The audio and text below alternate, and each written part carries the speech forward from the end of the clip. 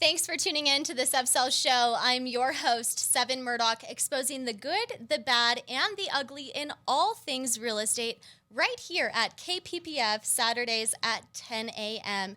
You can find us at 95.7 FM, 98.5 FM, and 1040 AM. Today, I would like to introduce you to a very special guest of ours, Josh Kolnitys, the owner of Co-Host Property Management. And of course, we have our guaranteed rate mortgage loan pro, Chris Franquemont. Thank you so much, you guys, for being here with us. Thanks for having us, Sev. Yeah, thank you, Sev. So to just kind of kick off the show here for our starter kit, because I always like to start our guests off with a starter kit. Josh, I want to go ahead and touch base with you on Co-Host. All things Co-Host. What are you? What do you do?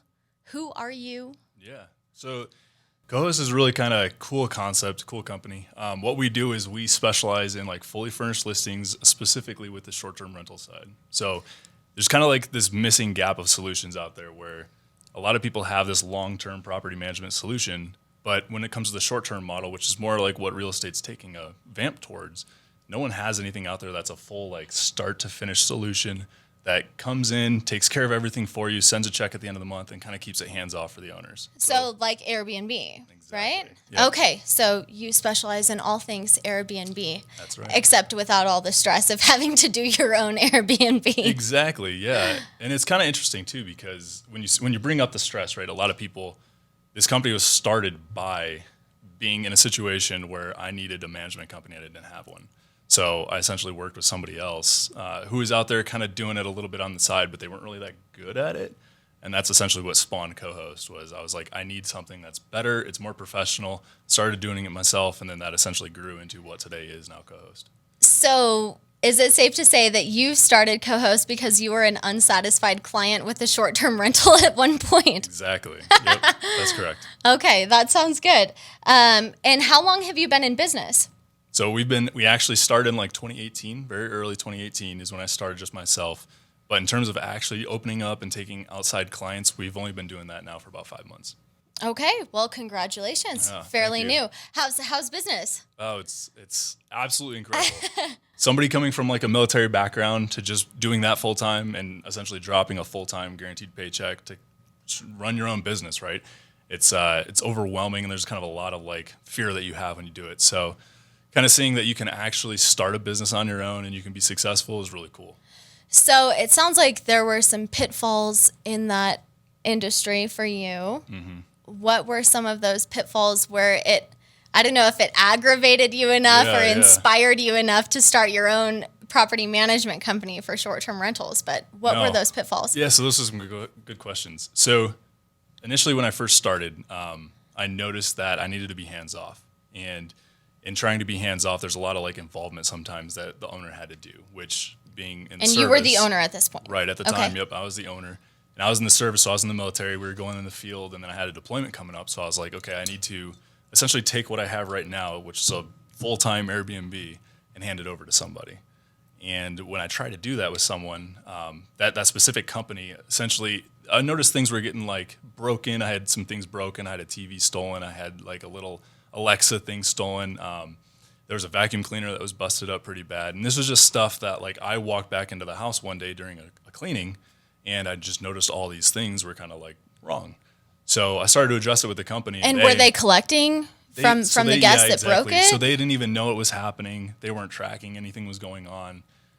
They didn't fix or replace or do any of that stuff. So it was just kind of like one of those things where I'm like, okay, especially being in the military and being in positions where I have to be accountable for different things and understand like there's supposed to be paper trails and understand, the finer details and attention to detail on things. This was stuff that really bothered me. Right. I mean, and, if you're a guest and you show up and things are broken, I feel like that's a bad review waiting to happen. Exactly. I mean, Chris, haven't you had a bad Airbnb experience? I'm usually the one doing the breaking, actually, Sevin, so I'm getting the negative reviews. I prefer when they don't notice, so I'm not sure I support Josh's So we don't want to rent to you, is what you're saying. Okay, there you go. I love that. And so how have you taken these industry pitfalls, if you will? And I'm not sure that that's all of them. Mm-hmm. Was your house always clean? Was it up to standards there? Were you losing money as an owner on makeup on your linens, right? Yep. But how have you taken these pitfalls into account in your business, owner of Co-Host? Yeah, so that's another good question. So what was happening and something I was noticing as an owner at that time was we were kind of getting nickel and dime for all these different things. Like they were having, we were paying for the towels and the expenses. We were paying for turnover stuff. We were paying for like the laundry to be done. We were paying for the driveways to be shoveled and stuff, snow cleared, lawn sprinkler mowed, systems getting cleared out. Yeah, just everything. So what started to be one fee by the end of it ended up being like double that, just because the amount of profit that was being taken away on all these little charges. It'd been nickel and dimed left and right. So would you say that that's a fair standpoint for most people in exploring this industry is, they go to do it and then it ends up being twice as much? And think about like anytime you go to do anything, right? You want whatever you agree to pay is what you want to pay. Right. You don't want to all of a sudden find out, like all of a sudden you end up with a $500,000 charges under your belt. Right. You're like, this is never stuff that I wanted to deal with. And that's something that you were dealing with because the company that you had hired was not taking it into account. And that really bothered me. Yeah. So apparently enough to actually start your own company. Yeah, for real. There you go. I love that. Yep. And so, in owning a long-term, short-term, right, investment property, because you are short-term renting it out for a long-term period of time, right? Yep. There's maintenance that comes due on a property, and we all know this, right? Yep. How do you keep up on that maintenance? Yeah, so that's a good question. So what we do is we actually class our properties. So A, B, C, and D class, just like you would any investor would do with their profile and if they're going to look at an investment property. But we class our properties, and anything that's not like an A-class property, which means we walk in, we see it's pristine and it's ready to go, we essentially have the owners have to conduct an inspection and then give us that inspection report to see how much deferred maintenance there is. So do you hire a licensed inspector to give them an inspection report and tell them everything wrong with the property? Yeah. So we do. We refer out all the business and all the different different that's smart. Yeah. Especially from a liability standpoint. I think that's brilliant. Yeah, I think it's really smart. I just had a friend calling me asking, should I refi? Should I sell my house? And because he'd been paying all these deferred maintenance costs. The first thing I said is hire an inspector, spend $500, get some more information before you make this decision. Because like you said, that's a huge factor in determining whether it's going to be profitable or not. And it's really cool because it's almost like a vetting process now. Yeah. Now that we have these systems and stuff in place, it becomes a really cool vetting process that if somebody's not willing to pay, like you said, the $500 to see if their house is working, right, then you could end up with a litany of problems, and that's usually a guest that you just don't want to deal with, or a client that you don't want in your portfolio. I mean, and it's a bad review waiting to happen. I mean, it's like terrible. if you hire a professional inspector and they're like, "Hey, the furnace is on the fritz," Well, now you know that the furnace is on the fritz in comparison to having a guest say, "Hey, there's no heat in this house and it's snowing, and we live in Colorado." You'd rather have the guest essentially enjoy their stay and not become the inspector for it. Yeah, and dodge a bad review 100%. Exactly. And so what have you implemented within Co-Host to make Co-Host above par from industry standard? Because, I mean, I've been to Airbnbs where I've shown up, walked in the door, and they weren't even turned over, right? The sheets weren't on the bed. They were still dirty. They were still stripped off. Like, I mean, and no one even knew. I couldn't get a hold of the property management for like 3 days. Right. So there's a lot of cool stuff that we have, and I think our background really defines who we are, right? We're a veteran-owned and operated company, so we have that attention to detail in everything we do, every step of the way, right? There's systems and processes and stuff that we've taken from our military experience and brought into the business.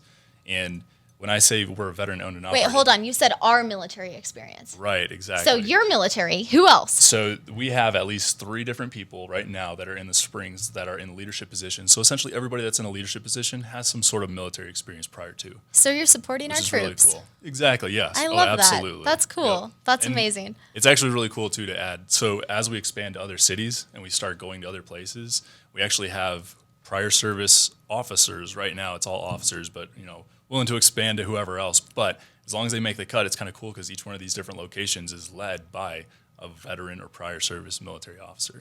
That's fantastic. really cool. That's really cool. And so as far as cleanings and stuff, I know that you've had some issues with that before and just hiring that out to a third party. Exactly. Yep. It sounds like you have brought that in-house. Yeah, so there's a lot of things that we've done where we've learned, right, as you're running a business is one of those things that you don't know necessarily by being in the military, but you learn this now as a civilian side.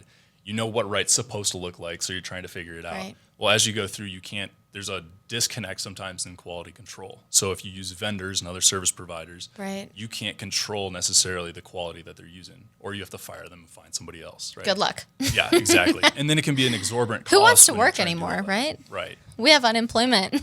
It's just out of control. So we've actually brought our cleaning and a lot of our services in-house. So That's we've huge. built our own teams. We've created our own processes. We have our own warehouses and storage facilities and laundering facilities now. So it's really cool and allows us to keep all of that quality control inside. So when we have our guys go in and inspect, right, because we have a team that goes and actually checks up and makes sure the cleanings were done properly and on time and everything's ready for the next guest. So it's really cool because there's systems, there's processes, there's checklists, there's things Absolutely. that we can do to check everything. So And it's all in-house. yeah, I love exactly. that. Yep, I love that. Well, thank you guys so much for tuning in to the SevSells show and just kind of listening to all things Airbnb property management here with Josh at co-host. Yeah. We are going to take a quick break on exposing the good, the bad, and the ugly on all things real estate right here at KPPF with Josh and Chris from Guaranteed Rate and co-host Property Management. And we'll be right back here shortly after a quick break.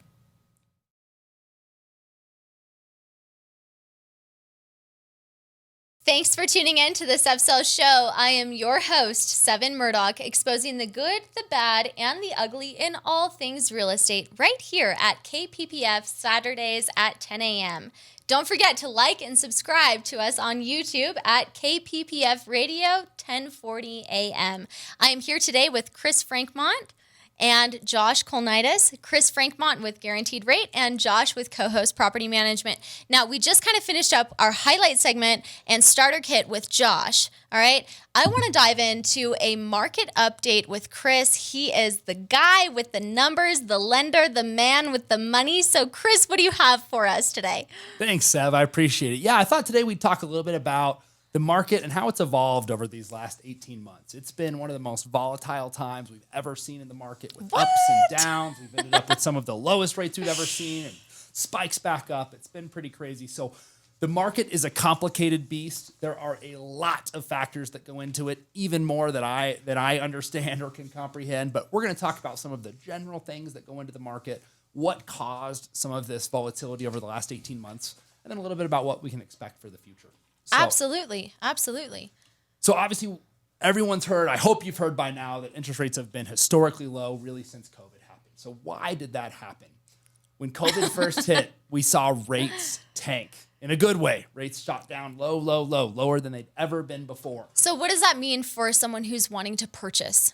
More purchase power, lower payment. You're looking at the same price house that you were More the month qualifying before. ability? Absolutely. Okay. Absolutely. Because when we're qualifying someone, we're qualifying them on the total payment amount.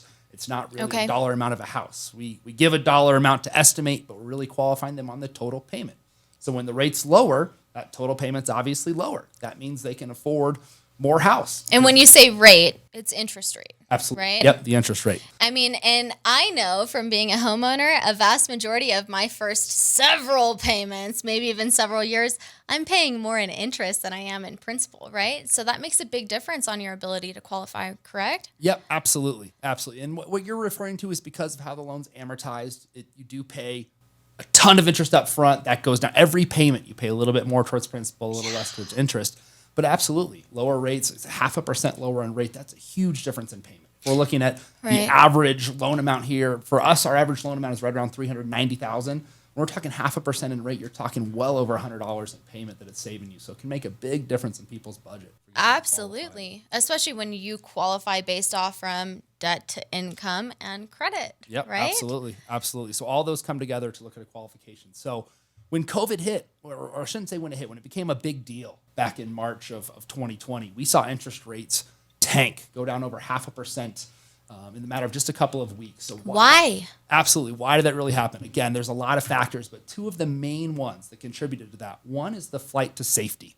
So when we see things like COVID come out that really make us question the future, nervous about the future, you see a lot of money come out of the stock market that is really betting on the future and go into those safer investments like treasury bonds or other bonds. Or like people need a place to live, right? Absolutely. But on an investor side, is that when money's coming out of the stock market and pouring into the bond market, that actually puts downward pressure on interest rates. The mortgage-backed securities, which are really what is traded in the secondary market that helps determine rates. It's a bunch of mortgages packaged together as an investment for investors. Those are tied really closely to movement in the U.S. Treasury bonds. And so when money's getting dumped into the Treasury bonds, it's pushing rates lower. It's making those bonds actually less and less enticing, and it makes mortgage rates go down. So we saw that happening a lot. The other big thing we saw is support from the Federal Reserve. So the Federal Reserve at times printing all that free money this past year. Who's collected unemployment? that is definitely one thing they were doing, was printing some money. But the big one that was affecting mortgage rates was them purchasing these mortgage-backed securities. And so that times, what is a mortgage-backed security? So mortgage-backed security is just a bunch of mortgages, a ton of people's home loans, all packaged together into this one investment that can be sold in the secondary market. Okay, so it's kind of like, and correct me if I'm wrong, right? What about that subprime crash of 2008, right? When they took all the turds, they bundled them up and made them look nice and tight and pretty and wrapped them in beautiful bouquets. Yeah, what's and that then movie sold that them. does such a good job talking Big about? Short, baby. Yeah, Big Short. That's what it is. Love that movie. Yes. It does an incredible job talking through that. Is it kind of similar, do you think? I mean, what happened this past year?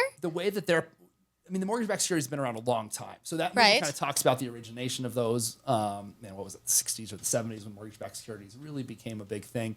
Really with the Big Short, and what you're referring to is are types of mortgage-backed securities or similar packages, but with the really big loans. And those are, although that is still happening in different ways, not in the same way that it was. And these mortgage-backed securities are really separate from that. Okay, so here's my question, right? Half of everyone, just shy, okay, in 2019, when rates were several percent higher than they are today, or let alone last year, because they've gone up just a tad, right? They were purchasing a property for a first time, okay? And half of them, so this is a quarter of everyone who bought a home in 2019. This is NAR stats, National Association of Realtors, right? Mm-hmm. They were utilizing a down payment assistance program, okay? Which requires them to only have $1,000 of their own cash and money out of pocket to purchase that property. Are these qualified borrowers, right? Because that's kind of what we ran into in 2008, right? Sure. What do you think? Yeah, it's a great question. I can't speak for all lenders. We all do our own due diligence. There's different programs. I will say that a lot of the major loopholes that created that, there was a huge artificial demand back in 07, 08 for housing, because anyone and everyone could buy a house or buy as many houses as they wanted. Right, because you walk in, you say, I made $1 million. 100%. Or you make a Microsoft Word document saying your income is this, and you use it. I mean, they didn't care. They weren't checking. A lot of those loopholes have been closed up, especially with the major programs. So what a lot of people don't realize, to your question about down payment assistance, is that actually just pairs on top of a conventional loan, an FHA loan, or even a VA loan.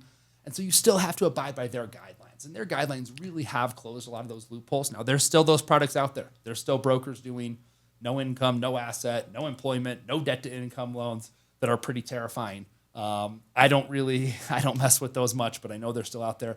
That being said, the majority of loans as a whole have gotten much, much better. The quality is definitely far superior to what it was. So when I make this comparison between now and 2008, you're feeling a lot more confident. I am. Yeah, absolutely. I mean, of course, back then, nobody saw it coming either, but I think this is a different market dynamic, especially speaking about the springs. I think back then, like we talked about, there was an artificial inflated demand for housing.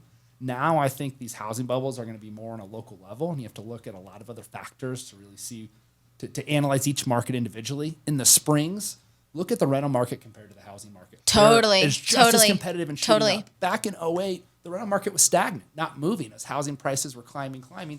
It was an obvious indicator. A lot of smart economists were saying, hey, this makes no sense. These are demand for the same thing. These should be moving at least close together, if not. So to conclude the market update here for this week, where are you at? Yeah, where are we at now? So, are you like buy? I know, we got a little sidetracked.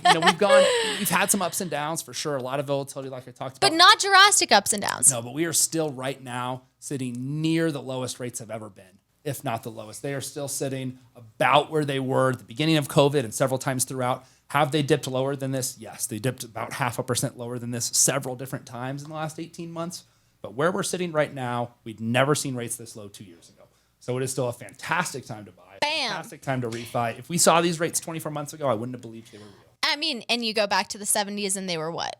Yeah, I mean, in the 80s, they got up to 18%. Yeah, there you go. They've so today's not a bad time to refi, to look at purchasing a property. 30-year average is still twice as much. The rate was double what it is now on the 30-year average. Gives you a strong standpoint as a buyer for sure. Well, you guys, thank you so much for tuning into the SevSells show. Chris, thank you very much. Sev, thanks for having me. And Josh, thank you again for being on here. We are going to take a quick break and we will tune up, pick up, and come right back on with you guys for our Dear Sev.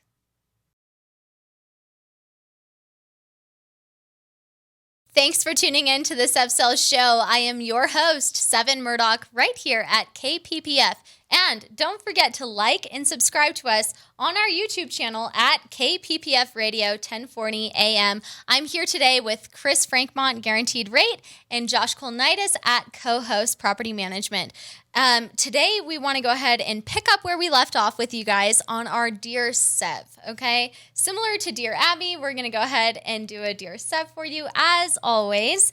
Now, today's Dear Sev, here's the note that I got from our listeners, okay? I really want to own an investment property, a rental property, but I don't know where to start, okay? I think that this is a phenomenal topic to go ahead and just cover with you guys here today with not only Chris, but also Josh. Josh invests in his own real estate. He has several avenues of investment in real estate. He's gone through some really tricky loans within it. And then Chris, obviously, he's the guy with the money, so he's going to tell you whether you can or can't. So you guys, thank you so much for being here with us again. Absolutely. Yeah, thanks, Ev. So as far as owning a rental property, there are several investment strategies that we all know about. What would you want to share with our listeners, Chris? Yeah, I would say that people that really want to build a real estate portfolio, the smartest way to do it is being intentional with your primary residences. It sounds like, based on the story, that Josh did this, and so I'm sure he can share with you firsthand. And Josh did it with a VA. Yeah, absolutely. Great way to do it. I mean, incredible cash flow, I'm sure, on those properties. Yeah. But absolutely, the best way to do it is buying primary residences, and then when you buy a primary, and then you're ready to buy that next primary and upgrade, keeping the current one and turning it into a rental. Opening a HELOC, a home equity line of credit, far be it before that, so you have access to the equity in the house. But Chris, what about my debt to income ratio, right? It's a great question, Sevin. Because I have a loan on my primary. Can I purchase a secondary? Yeah, absolutely. So it depends on the loan type in terms of how it affects your debt to income ratio. But when you are buying another house and you're going to rent out your current house, there's a lot of different options. On a VA loan, if you're vacating the property, we don't even need a lease agreement. We can just show what the market rental rate is for that property, show that it's a strong rental market, and use that to offset the payment without any lease agreement. That's a tip for a lot of you lenders that probably don't know. Oh, no. Don't even need it. Conventional. I should have joined the military. I knew it. I know. I keep thinking I should do 6 years in the reserves just to use the VA loan. Just to get it, yeah. That great. Absolutely. But it really is, guys. I mean, buying a primary residence takes a lot less money out of your pocket. You get a lot better interest rates. So when you say less money, what is that? Yes, if you don't have VA benefits, then when you're buying a primary residence. What is a VA benefit? It's zero down, right? Being able to do a VA loan. Yep, no down payment. So if that's not an option for you. But is there a funding fee? There is a funding fee. We're getting off topic, though. Okay, all right. Seth, let me bring us back in. All right. Conventional or FHA, minimum down payments 5% and 3.5% when you're buying a primary residence. Okay. When you're buying an investment property, you can't use an FHA loan. And for a conventional, the minimum down payment's 15%. So it's significantly higher. And at 15% down, the interest rate's much higher. The mortgage insurance is higher. You're paying a lot more money to buy that investment property as an investment. Whereas if you can buy a primary, live there for a year or two, and then you're ready to upgrade, you turn it into a rental, you got to buy it with less down.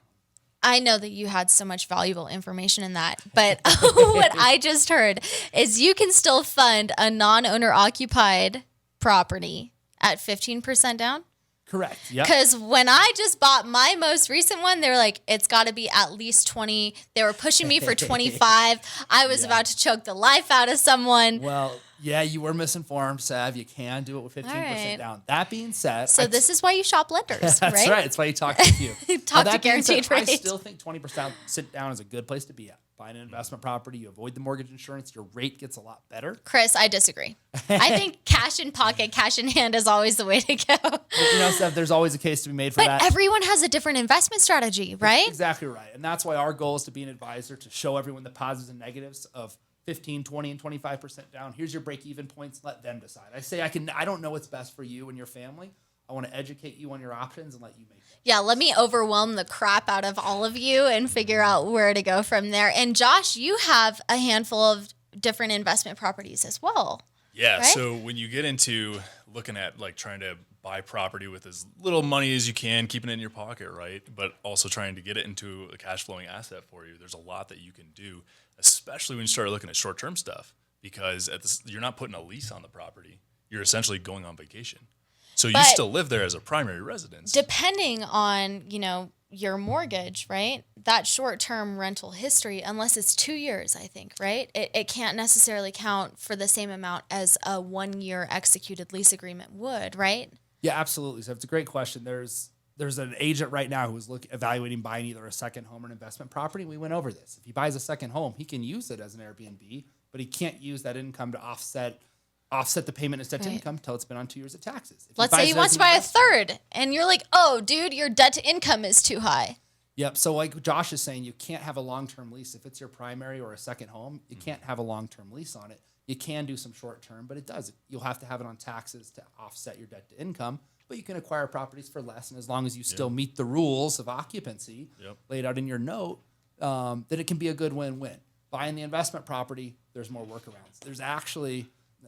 And tax write-offs. Absolutely. So I actually heard recently about a scenario where someone bought an investment property that they were using for short-term rentals. They were not able to offset the income because they didn't have it on taxes. They didn't have a long-term Wasn't lease. 2 years, They right? ended up getting a lease done with the management company that was managing that property. That management company actually executed a 12-month lease guaranteeing them at least this much per month, and we were able to use that to offset the payment. So with investment properties, a lot more flexibility and freedom, even if you're using it as an Airbnb. For your debt to income and qualifying on future loans. Yeah, exactly. There's so much you can do. So Josh, can co-hosts do that? Absolutely. There you go. So you'll go ahead and you'll sign a year-long lease saying, I'll rent your property out for $1,200 a month, and I'll sit back and I'll make $2,500, and I'll give you what? Was there a percentage back on the short term or for the sublease? Or yeah, I don't want to step on Josh's toes or give too many personal details, but in our case, let's squeeze him. Right, in our case, it was written in a way that all parties were happy with, which essentially just guaranteed the client a minimum of this amount per month. Yep. That's always the best said, contract we can run it have. out 4 days a month, 5 days a month to hit this. No big deal. Right. So they were more than willing to do it. They were running an average of 25 days a month. So you got to word it in a way that both parties are okay, assuming that liability, but it's absolutely doable. And so, Josh, for short-term rentals, your clients on average see about how much more in comparison to a long-term rental every month in profit? Oh, it's unreal. Like, you wouldn't even believe the numbers. It's crazy, especially when you talk to lenders. They're like, wait, are you serious? Because typically I'd say it's anywhere from $3 They're like, to you're maybe, lying. Yeah, it's like $300 to $800 a month. $800 being really, really good. If you can show $800 of cash flow every month on a long-term lease, you're killing it. Yeah, you're doing that's really true. good. That's true.